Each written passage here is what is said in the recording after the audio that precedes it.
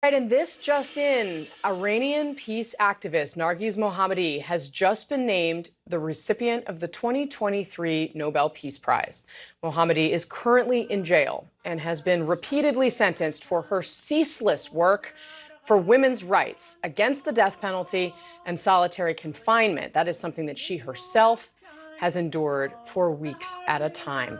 Let's bring in Max Foster live from London. Max, her name has really become synonymous with the fight for human rights in Iran. Tell us how you understand this year's pick by the Nobel Committee in Oslo. Well, I think it's a reflection of what women are suffering in Iran, mainly, and she really typifies that. She's been in prison for the last couple of decades, pretty much. She's been sentenced to lashings. She's currently on a 10-year sentence, I think, but all of these seem to roll one into the next.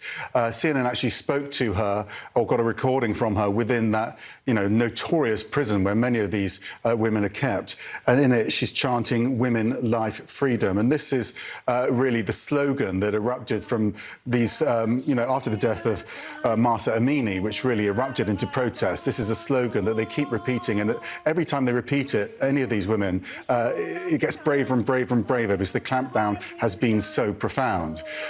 So she's been chanting this in prison. No doubt that will extend her prison sentence. But the Nobel Committee put it like this. They decided to award the Nobel Peace Prize for 2023 to Mohammadi for her fight against the oppression of women in Iran, but her fight to promote human rights and freedoms for all. And the point that they make, actually, during a speech that they just gave was quite profound, really.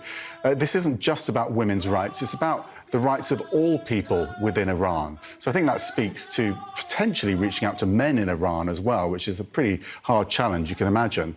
But to say she's not just fighting for women, she's fighting for everyone in Iran and indeed around the world. Freedom matters, and that's what she's getting rewarded for. It'll be interesting to find out how she finds out about this award, because she's in prison, but what an amazing prize for her to receive.